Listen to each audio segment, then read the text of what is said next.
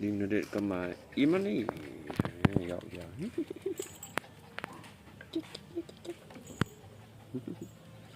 anh dạo dạo làm gì không mới đó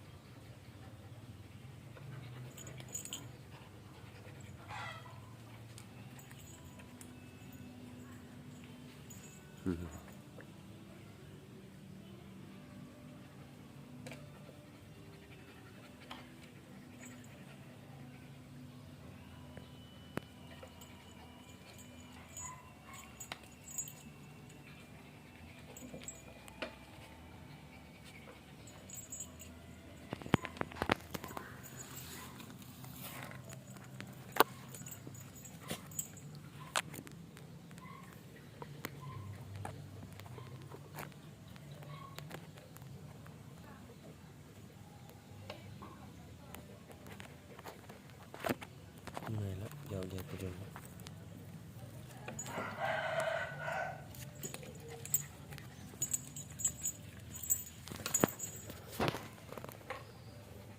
mà mười lắm chỉ mình mười lắm điện thanh quán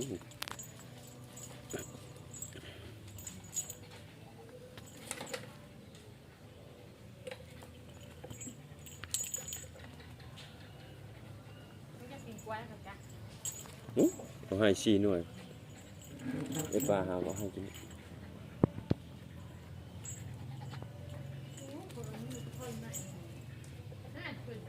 chân mười lắm thế nên bực đệt quản lúc mấy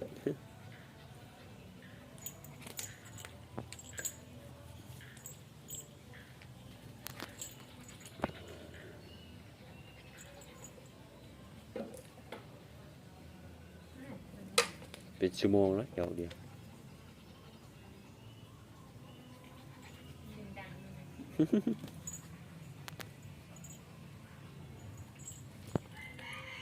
เมื่อลำนี้เมื่อลำมันนี้เหมือนเราไปหยอก แข็งแห้งน้ำยอกเดียวนะหมากับลิงได้ออกกำลังกาย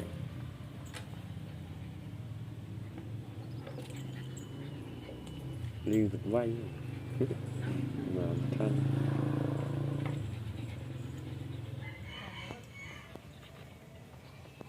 มาที่แม่ลิงตัวผู้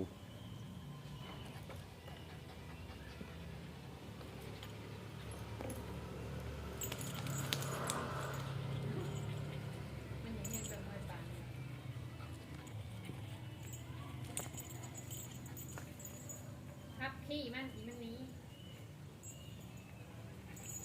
ตัวบักใหญ่ๆยังบักแหง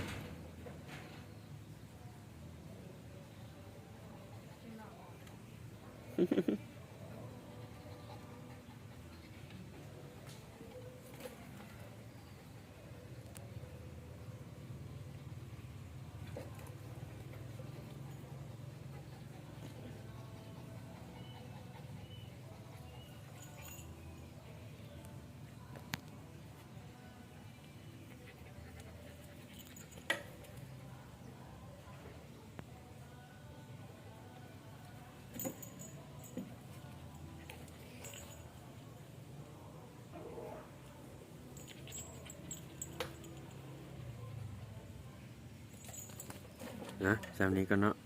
ใครที่มักเบิ่งลิงกับหมาฝากกดติดตามเด้อ